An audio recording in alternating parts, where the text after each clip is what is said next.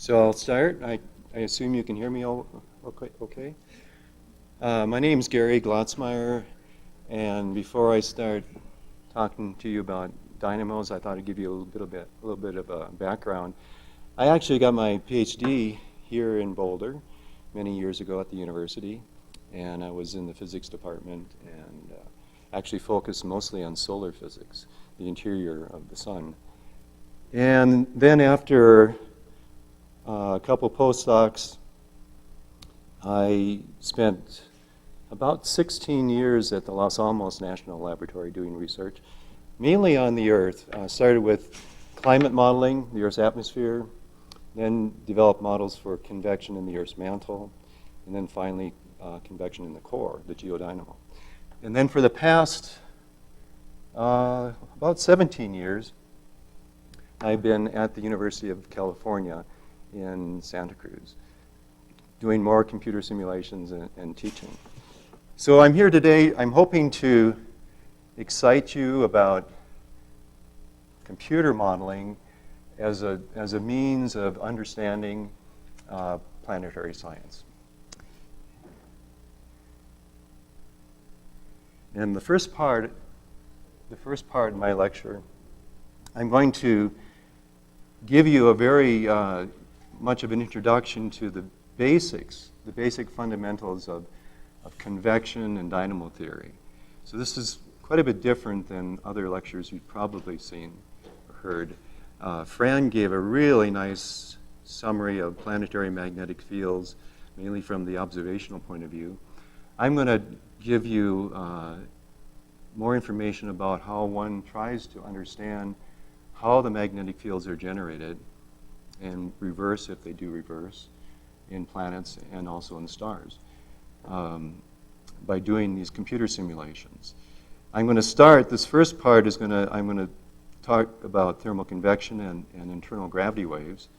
These are the two major types of motions in a fluid body, like a fluid core of a planet.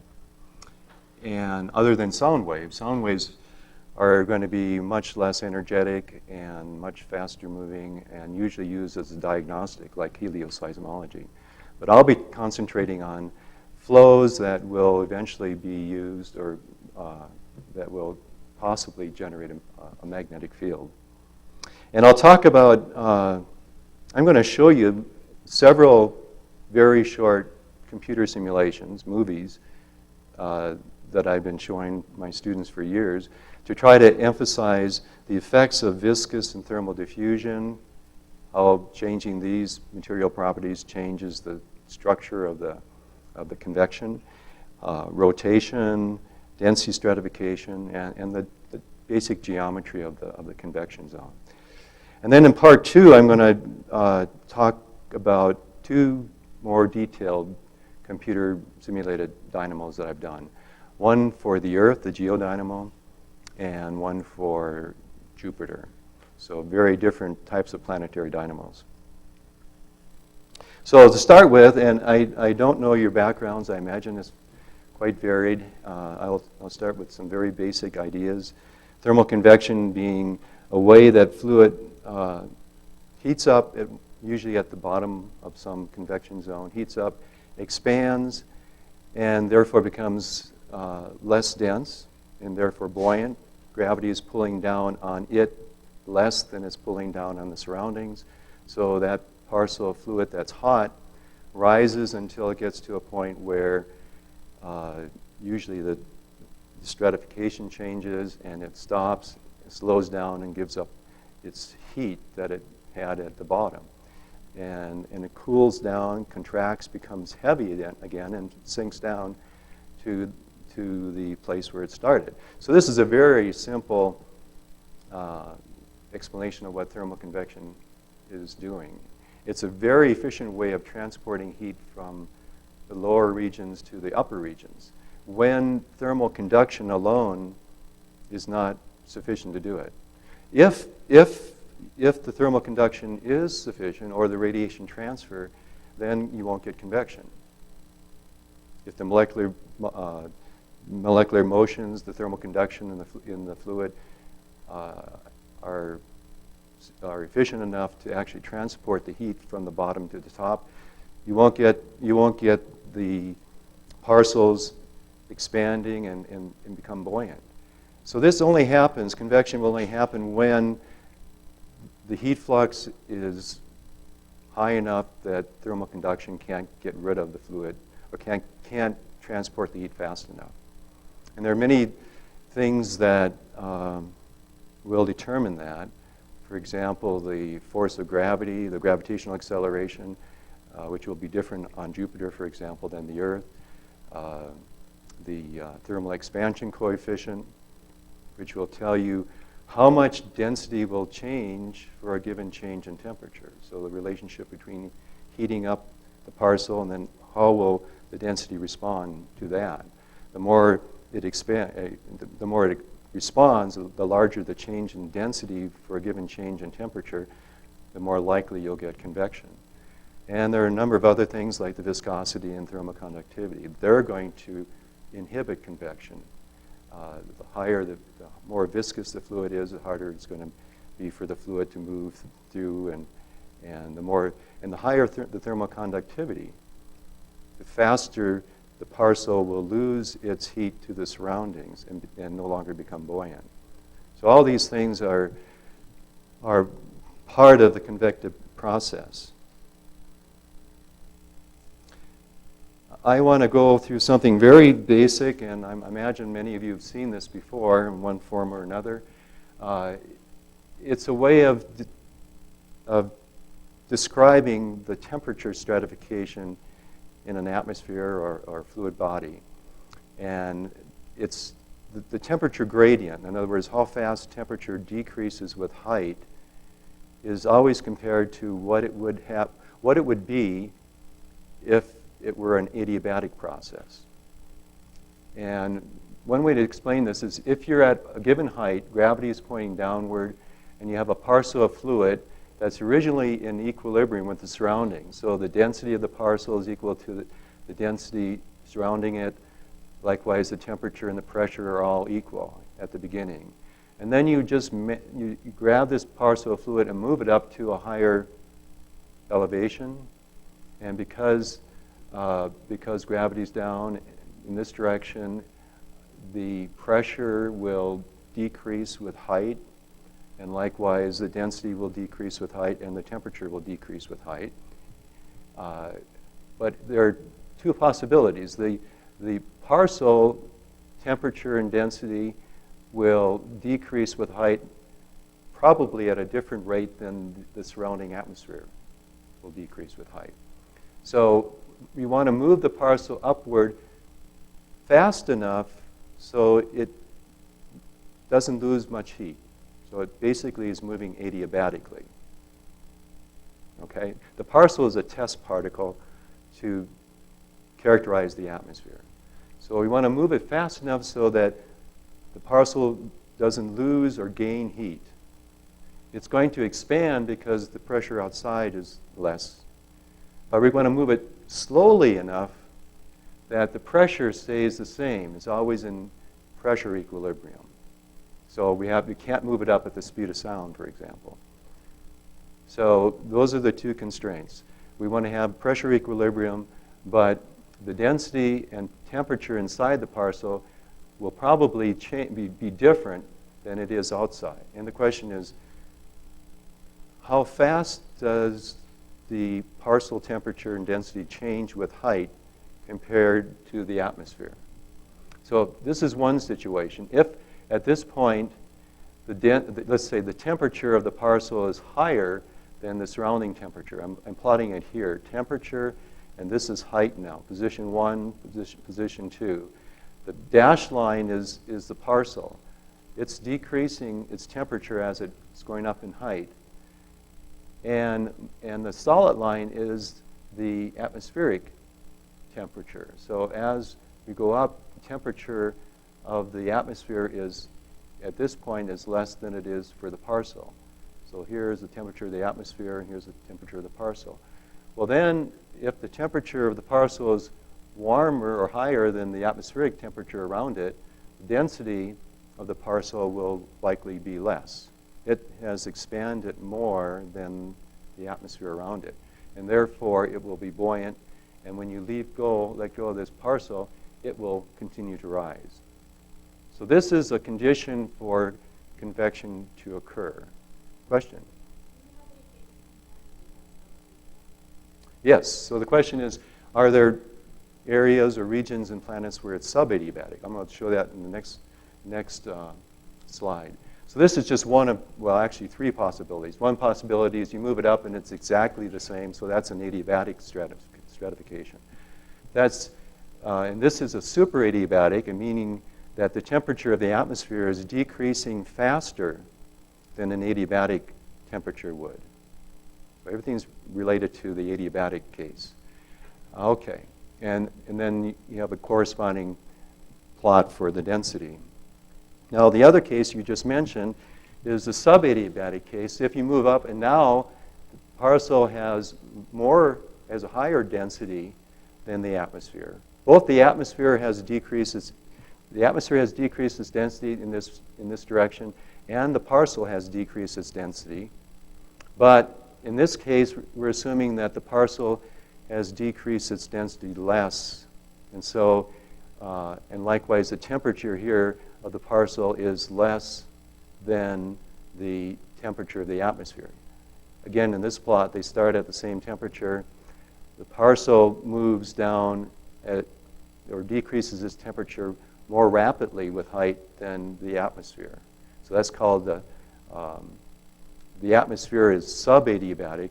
In other words, it's decreasing its temperature with height less rapidly than an adiabat would go. So the adiabat is the parcel. And so if you do that and let go of this parcel, it's now heavier and it's going to drop back to its original position. And if the viscosity is very small, it'll shoot past you. It's going to convert this gravitational potential energy to kinetic energy, and it'll shoot past this position and continue. But as soon as it gets below this position, everything reverses, and it finds itself buoyant. And so it decelerates, slows down, and comes back again. And so it's going to have this oscillation. And that's an internal gravity wave. So those are the 2 possibilities. Either you have convection if the temperature of the atmosphere is decreasing faster than an adiabat, or you get oscillations when the temperature is decreasing less rapidly with height compared to an adiabat. Okay, so just some basics. Now for dynamo mechanism, Fran mentioned this a little bit. Typically you need rotation. You actually don't absolutely need rotation. You could have everything being generated by helical fluid flows, but it won't be very organized.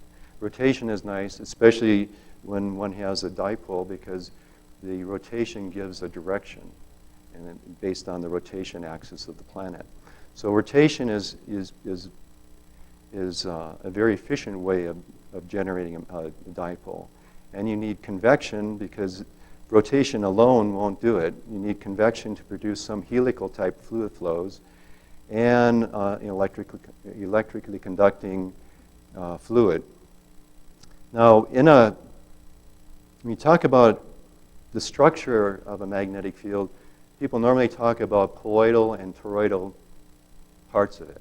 So, for example, this is a snapshot of a computer simulation I did many years ago, one of the first ones. And what I'm doing here is showing, this is actually for the Earth, the geodynamo. I'm coloring the magnetic field lines gold here when the field is pointing outwards, and blue when it points inwards. So that's the only relevance for that color. The core mantle boundary for the Earth is right about here. The surface of the Earth is right about here. I'm treating the mantle as a perfect insulator, which is an approximation, but not a bad approximation relative to the high electrical conductivity of the core. So you have this dipole type structure outside the core. It's very much more complicated inside. But the colloidal structure is usually this type of the field. It has a component in radius and latitude. The toroidal part is the stuff that's going around in east-west direction. And what I was saying here is that differential rotation, in other words, the fact that the fluid is rotating at different rates in different locations, just like it does on the sun, that's going to produce shear zones, and magnetic field that passes through a shear zone will be distorted, assuming that there's an electrical conductivity. So for example, this poloidal field here will experience, for the Earth, it's actually going to be rotating eastward faster at depth than it is out here. And so it basically takes this poloidal field and shears it into an east-west component. So you have differential rotation producing toroidal magnetic field from shearing a poloidal magnetic field. Now you have to keep generating the poloidal too, otherwise everything will die away. So the poloidal field is generated by twisting the toroidal field. You have to have helical flows, either right-handed helical flows or left-handed helical flows. And one way of looking at that is there's an illustration here where in the northern hemisphere the helical flow is usually negative, in other words, left-handed, for various reasons.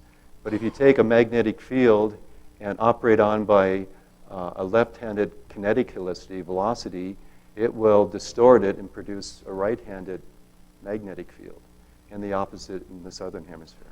So that's sort of the very simple idea about how magnetic fields can be generated by convection in a rotating body. But if you want something more computational and predictive, and you have to solve a set of differential equations, nonlinear differential coupled equations. And these are just based mainly on conservation of mass, momentum, and energy, conservation of magnetic field, Maxwell's equations. I'm not going to go through the mathematics. I'm just going to give you some concepts. You can go through the mathematics on your own. I'm sure most of you have seen this or something like this before. But basically, mass conservation, conservation of magnetic flux, meaning that there are no magnetic monopoles. It's not like an electric charge is an electric monopole, but magnetic fields have magnetic field lines that don't start or end at a point. They're produced by electric currents. And what this, mathematically, this just says the divergence of the magnetic field is zero. An equation of state, like Fran was talking about this morning, relates the various thermodynamic variables. We need this mainly because we're interested in buoyancy. And buoyancy is mainly coming from a temperature perturbation. So a temperature perturbation producing a density perturbation, which will then produce vertical motions. This equation is called the momentum equation. It's basically one of Newton's basic laws of motion, that force is equal to mass times acceleration. All is very classical. But we're interested in the acceleration. We're interested in a way of predicting how the velocity everywhere is changing. So the acceleration is equal to the sum of all the forces per mass. And forces like minus the pressure gradient. Why do I have that minus sign there?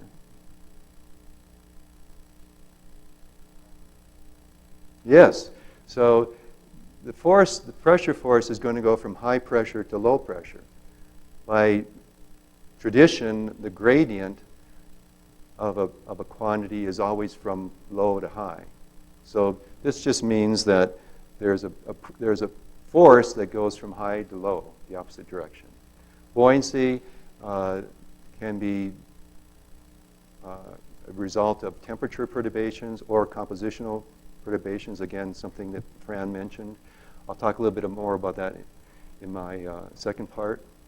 Advection is really part of this time rate of change of velocity. I usually write it this way. This is the Eulerian part.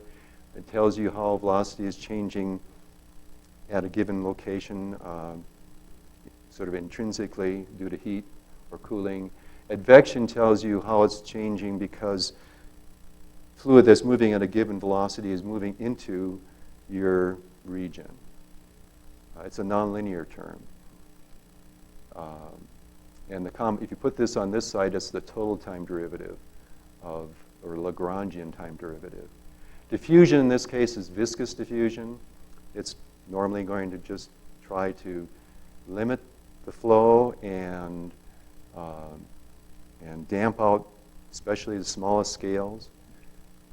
These are all the effects of rotation. Again, all three of these should be on this side. They all come from the inertial term, the time rate of change. But typically when you have a rotating body, it's easier to compute and explain when you solve your equations in a rotating frame. Like if you're sitting on the Earth and you're saying, how are things changing there while you're rotating? So the fact that you're solving the equations in a rotating frame means that these accelerations that are connected to the rotation are many times brought to this side of the equation and talked to as if they're really forces, but they're really not forces. They're part of the acceleration. Coriolis forces, where you get a force, I always use my right hand. It's the cross product of velocity and the rotation vector of the planet. So if the fluid's moving in this direction and the rotation vector's there, you're going to get a Coriolis force and perpendicular to both of those directions. Centrifugal force is pretty obvious. That has nothing to do with the fluid velocity. It has just to do with the rotation rate of the planet. So it adds to the gravitational field. Does anybody know what the Poincare force or Poincare acceleration is? This is usually not included unless you're really interested in a certain type of process. So this is the acceleration due to precession, when the axis of rotation is actually changing in time. Like the Earth's axis is slowly, over tens of thousands of years, a period slowly changing. Most of the time people assume it's fixed in space, and then you don't use that.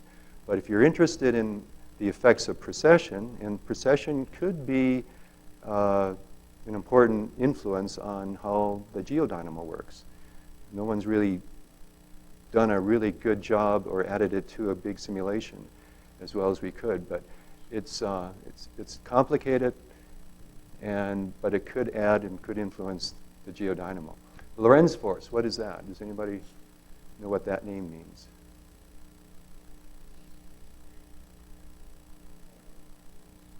Assuming someone's saying magnetic field here. So this is the magnetic force. It's a nonlinear term. It's basically when you have an electric current moving through a magnetic field, you get a force. So it's the force that magnetic fields will put on the fluid and affect the fluid. So that's the momentum conservation equation. Then there's a magnetic equation. The time rate of change of the magnetic field is equal to a nonlinear induction term, in other words, a creation of magnetic field, and a magnetic diffusion term. This equation is called the magneto-hydrodynamic equation. It's based on the MHD approximation. You start with Maxwell's equations, and then you make the assumption that the fluid flows you're going to be simulating or looking at are going to be small compared to the speed of light. And that's usually a really good approximation for the problems we're working on. Most of the time we're assuming that they're small compared to the speed of sound. So they're certainly going to be small compared to the speed of light. So you look at Maxwell's equations and you can see that certain terms are going to be proportional to the velocity squared divided by the speed of light squared, a very small term. So you throw those terms out. When you do that, you can reduce those equations to one equation, this one equation in terms of the magnetic field and the fluid velocity. And then this comes from Conservation of energy, it's basically just the heat equation part.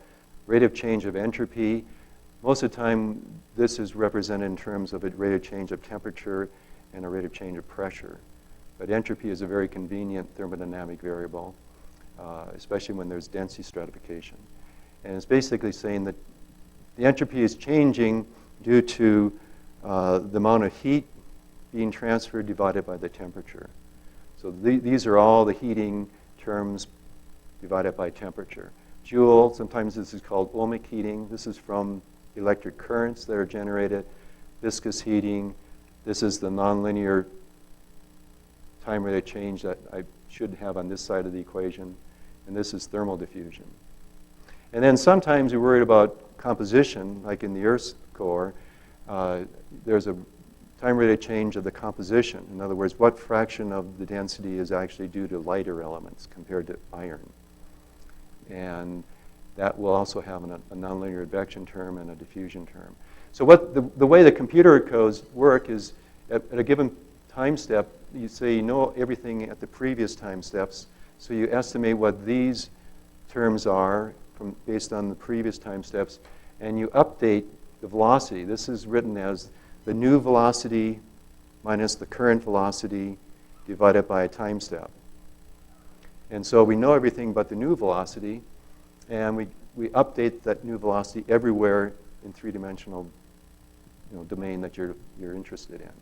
With this new velocity, then we can figure out what the advection is at the next time step, and the induction at the next time step, and here the advection and the advection. And also then you can update the magnetic field and the entropy and the composition. The magnetic field will give you a new value for the Lorentz force at the next time step. The entropy and composition through the equation of state will give you a buoyancy term for the next time step. So then you have this updated, and then you do it again. So you do this over and over, typically for several million, tens of millions of grid points, and you run it for tens of millions of time steps. So it takes a lot of computing resources to do this. A typical simulation that I run will run for many months at a time on 500 processors. Sometimes I've got Jupyter simulations that have been going for years. Now what I'm going to do is show you a series of short movies to demonstrate the effects of all these different situations. This first one, these are two-dimensional movies. And in fact, if we have time during the discussion period, I'm going to show you how you can actually write your own computer programs and make movies just like this. So what I have here is a box. It's impermeable on the sides. There's no flow. Oh, I'm sorry. This one is periodic on the side boundaries. Whatever goes out here comes in this direction. But there's no flow through the bottom or through the top. The bottom is kept hot. The top is kept cold. Reds and yellows represent warm fluid rising, and blue is cold sinking. So the fluid is heated down here, becomes buoyant, rises, gets here, and cools off and sinks again. So let me show you, hopefully, I can get this going. Can't find my cursor. There we go. There we go. So, oh, it wasn't. There we go. Here we go. So when you solve these equations over and over and save the data maybe every 100 time steps and put these frames together, you can get something that looks very nice and smooth. It's chaotic, and since it never repeats itself, but it's also, I would say, sort of laminar, because these plumes stretch from one boundary to the top. You can see there's a lot of viscosity there. So this is for a case with relatively large viscous and thermal diffusivities. So what's called a fairly small Rayleigh number. A Rayleigh number is a measure of how vigorously the convection is being driven. Okay, now what I'm going to do, same simulation, but I'm going to reduce the viscous coefficient and the thermal conductivity both by a factor of 1,000. So now the Rayleigh number is 1,000,000 times larger than the previous one. And you get convection, but you get many more small scales. In other words, these small scales don't get washed out because the viscous and thermal diffusivities are smaller.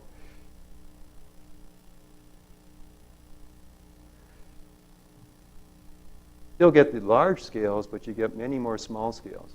Some of these large scales are due to the fact that this is two-dimensional. If it were three-dimensional, these large scales wouldn't be quite as prominent.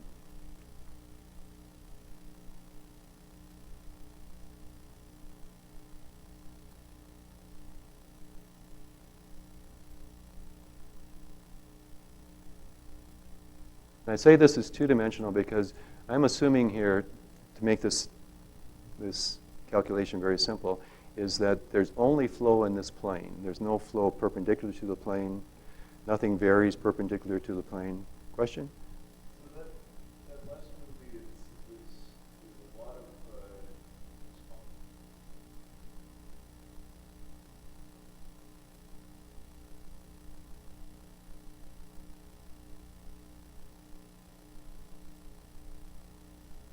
Yeah. And that's the sort of behavior.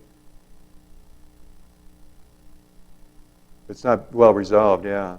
Well, I'm wondering, did you have a much higher grid resolution or temporal resolution than what you're showing in the movie, in order to not? oh yeah, the grid resolution, I have to think about this.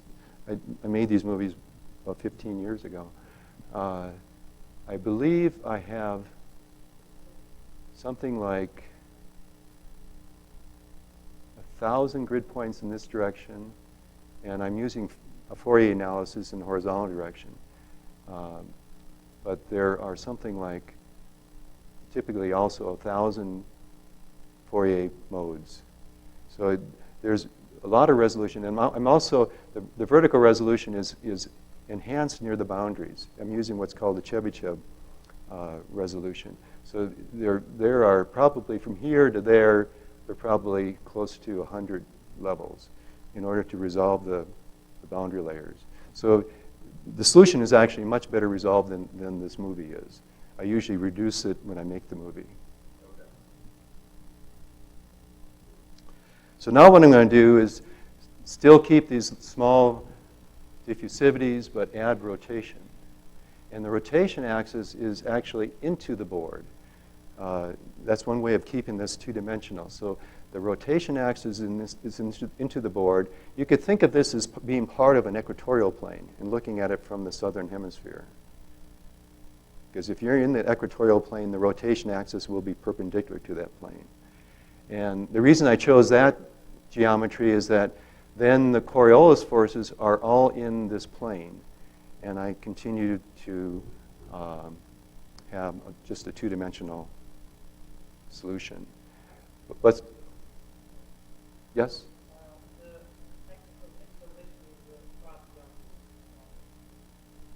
I'm sorry, I didn't get the question. Oh, the axis, yeah. Well, it's anywhere. You don't need to know where it is. All you need to know that it's pointing into the board. In other words, the Coriolis force doesn't care where the rotation is. Oh, you're right. Yeah, I don't have the centrifugal force in this case because I'm using just a box here. But you're right. It will definitely affect the centrifugal force. When I put it in, when I take this box and make it into an annulus, then it'll be obvious where the centrifugal force is. But you're right. That's a good point. So now what's happening is fluid is rising here. It's going to expand as it rises. There's a variation in density. The density here is, I forget now what it is. It's about 5 or 6 times larger than it is up here. So as it rises, it's going to expand. So what will the Coriolis force do? What type of motion will it try to produce when a blob or parcel expands? So think of the expansion now being in the plane, and the axis of rotation is perpendicular to the plane, And if you do the cross product between the expansion velocity and the axis of rotation, you'll get a Coriolis force that's sort of going to cause the parcel that expands to start to rotate. In other words, the Coriolis force will always sort of be tangent to the perimeter of that parcel. So when it rises, it rotates in one direction. When it sinks, the parcel is contracting and it will rotate in the other direction. It'll produce vorticity that way. But by doing that, it produces these horizontal flows and generates a very turbulent boundary layer. The real boundary layer is so small you can't see it, but when you add rotation, you get a very turbulent boundary layer, and the transport of heat from here to there is actually less efficient than it was in the previous case, because now Coriolis forces are sort of changing the trajectory. It cannot rise in a straight pattern. It's being curled. Let me show you this.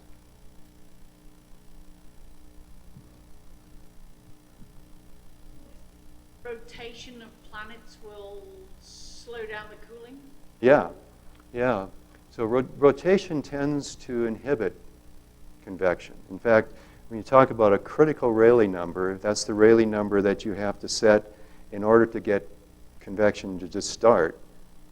That critical Rayleigh number gets larger as you add rotation. In other words, you have to drive it harder and harder in order to get convection when you have rotation. Not this one, the next one will be. So this one does not have a magnetic field, but this one does. So now I'm, question, yeah.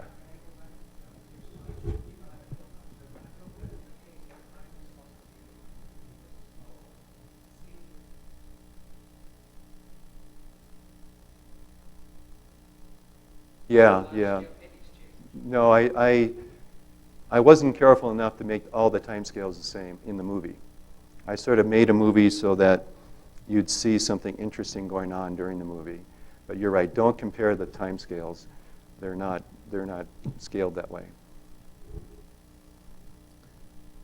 But it's a good point, because the higher Rayleigh number, in other words, the lower viscosity and thermal conductivity, you're going to get more vigorous, faster moving flows. So here, in this case, you still have rotation. The axis is going into the plane. But now I'm adding magnetic field that, I forget if it's going up or down. It doesn't make that much difference, really. But there are magnetic fields that in the vertical that I'm imposing. Well, I'm imposing them on the boundaries, but I'm allowing them to be distorted by the fluid flow. So that's called magnetoconvection, opposed to dynamo. This is not a dynamo. A dynamo meaning that the magnetic field is generated by the convection itself without any help from any boundary condition. So this is easier. You just say, I'm forcing a certain total magnetic flux to this boundary, and it's got to be the same at that boundary, no matter what the convection is doing. So if the convection is vigorous enough, it will distort the magnetic field lines. And whenever the field lines are distorted, there's going to be a restoring magnetic force, a Lorentz force. And so what happens here is you still have a turbulent boundary layer, but whenever there's a horizontal flow, the horizontal flow is going to try to disturb that magnetic field, and the field's going to try to push it back, and you're going to get these oscillations that are called what? What's an oscillation driven by a restoring magnetic force? Alphane wave? Okay, those are alphane waves.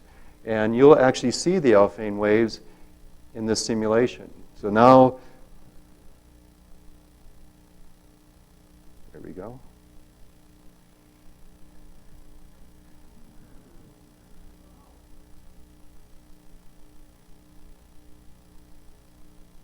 So you have the turbulent boundary layer. This is actually now more efficient than the previous, because magnetic fields tend to offset the effect of rotation. Run it again.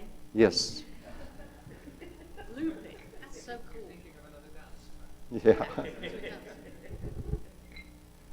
So you get this high frequency oscillation because I have a strong magnetic field. Of course, you don't see the magnetic field, but the flows are constantly trying to disturb the magnetic field.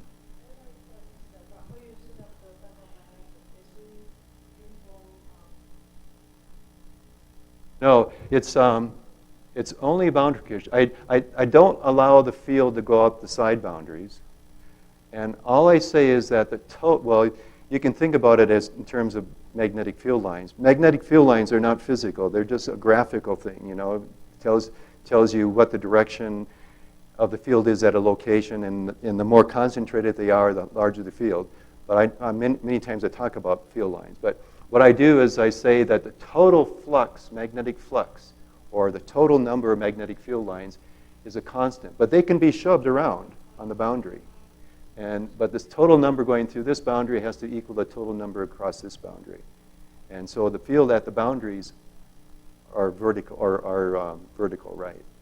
But inside, you know, the field lines get distorted. So I'm just setting a boundary condition that maintains a total magnetic flux through the system. I'm sorry? Correct. Yeah. Yeah.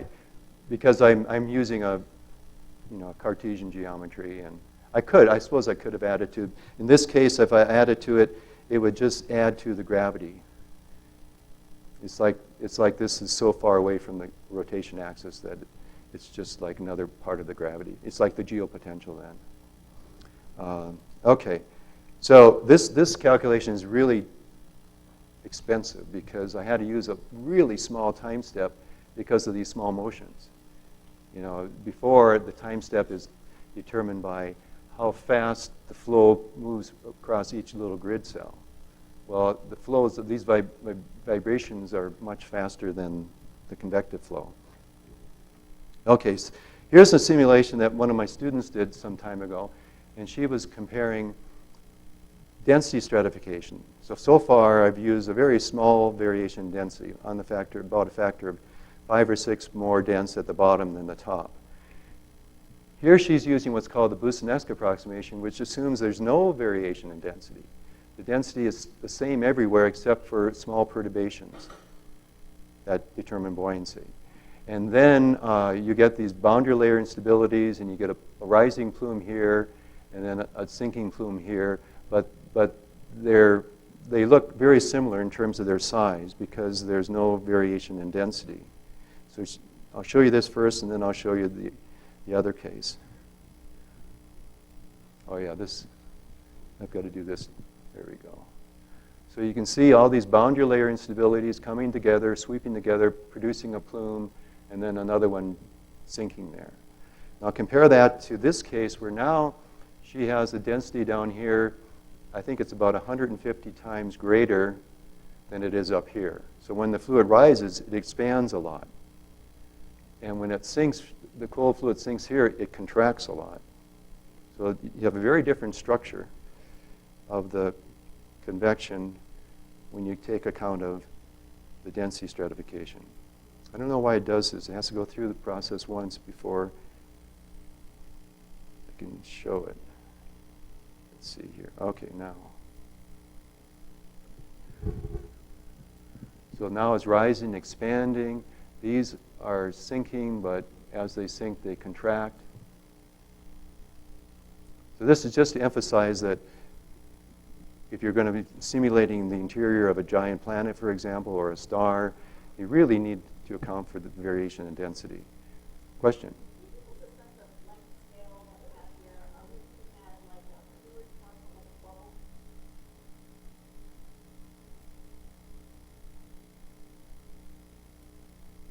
You can do both. You know, this simulation is simple enough that you normally write the equations in non-dimensional form, and you end up with numbers like the Rayleigh number and the Prandtl number. I'll talk about this later in the discussion period. But you set it up that way so you can scale it to something this size, or you can scale it to the size of the Earth or Jupiter.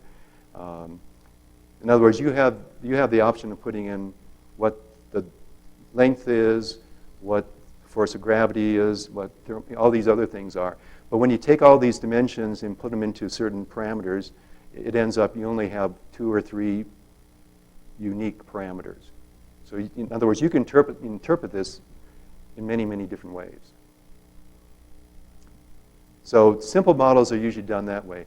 When I wrote my Dynamo code many years ago, I have this astrophysics background, so I use CGS units. And I still use today, sorry, Fran.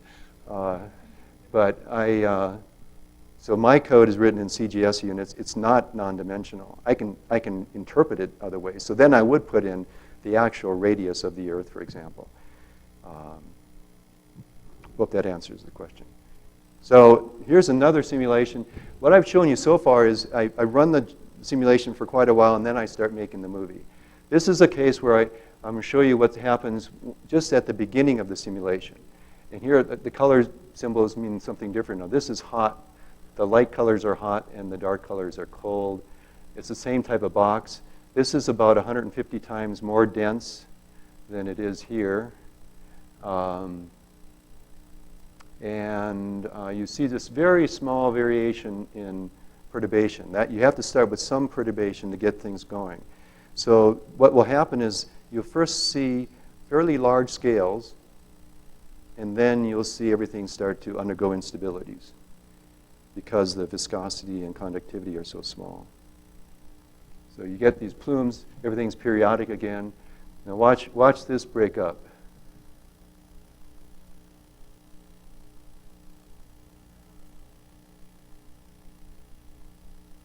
So this is all, the startup, and then it finally gets a lot of these little vortices occur, and now you're not conducting heat or transferring heat as rapidly. These vortices hang around for quite a while, and you get waves in the upper region where it's very low density. So this is the type of resolution and type of turbulence we'd love to see in 3 dimensions. So this is relatively cheap to do in 2 dimensions, but when you add another couple thousand grid points in the 3rd dimension, everything gets very expensive. Here's another simulation that another student of mine have done. She was interested in the sun, so she set it up so that the interior was stable, SubAdiabatic, and this region in the outer part represents the solar convection zone. It's unstable. So in this region, temperature is decreasing less rapidly with height than an adiabat, and then all of a sudden it decreases more rapidly than an adiabat. So this is subadiabatic, this is superadiabatic. So obviously here you're going to get what? Gravity waves. And up here you'll get the convection. So I'll show you that.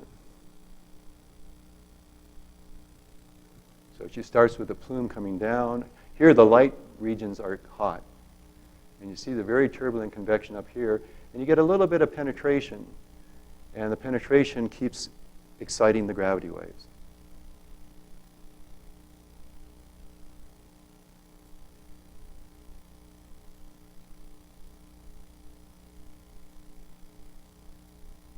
She puts in heating and cooling regions that try to maintain those the mean temperature gradients. So effectively you have a boundary condition there. Not so much a condition, but more of a heat source that causes the temperature here to decrease faster than it would otherwise. It's an internal specification of heating and cooling. It's more like a source It's like a source contact. term, yeah. It's not part of the solution, it's part of the setup. How much what? Stiff? Well, I was going to show you another movie where there was much less stiff. And then the plume goes all the way down here and then realizes it's in a stable region. Then it takes a while to come back again. But this is more realistic for the sun. But yeah, you can determine how stiff it is just by specifying these temperature gradients. Okay. Now you can take this and wrap it around and make it into an annulus. And you can get convection similar to what I've been showing you, but now gravity is towards the center, and you can get all kinds of similar type of turbulent convection. But this is for a non-rotating case. I'm going to go a little faster because I'm sure I must be running out of time. Okay, well, okay. So it's amazing that, this is just solving those equations over and over and over with a lot of resolution. It takes a lot of computer time, but it just solves them over and over. And you get flows that you can imagine are fairly realistic. So if you started that simulation again multiple times, would you necessarily always, you've got this spewing out to the right and coming in. If you did it again, would it be a different random place? Or? Well, the reason it started here is because I have to start with some perturbation in the temperature. Very minor, very small. And it just happens that it was slightly hotter here. You didn't see that initially, but if it was perfectly uniform temperature, no variation in longitude, it wouldn't start. You have to have some perturbation to get it started. And so if I would have made the perturbation hotter here, you'd get a plume starting there. Yeah, this has a long memory, and there's no rotation to, prefer it from one direction to the other. Yes, just in the initial, in this case, initial entropy pattern, yeah. The boundary conditions are uniform, yes. There's nothing in the boundary conditions that affect this. I'm sorry? Composition? You mean? Oh, in this case, there's no compositional equation. It's just temperature, just thermal convection, not buoyancy, or not composition. The composition I use mainly for the Earth's core. These are simpler type simulations. So now what I can do is, how much time do I have? It's up to you. Okay. When you come to a natural time to break, just say so. I have a few more simulations. I don't want to. Let me show you. I'll show you this one. In other words, now I add rotation, and remember I say if this is, imagine this is in the equatorial plane, and again the axis of rotation is let's see, the axis of rotation is coming out at you in this case because it's rotating. You can see the arrows. It's rotating that way, so the rotation axis is towards you. And then it depends on how you specify the basic variation in density here. In this case, this is sort of unrealistic, but you have shorter density scale heights here than you have here. And if I had another 20 minutes, I could explain why the flows tend to curve this way and that way. And what's happening is you're transporting westward velocity, in other words, velocity in this direction, outward, and you're transporting eastward velocity inward. So that this region is going to start spinning faster than the planetary rotation, and this region is going to spin more slowly, which is going to look like backwards. Because the movie is sitting and rotating with it. The movie is made in the rotating frame. So what goes retrograde, westward, really means it's going more slowly than everything else. Everything is really moving eastward in the inertial frame. Anyway, having said that, I'll show you what this looks like when you start it up. So you get it's a nonlinear effect, this transport of angular momentum, and you get this spinning up faster and this more slowly. Now if you move it around, if you now make the density scale heights smaller here, which is more realistic, you'll get just the opposite effect.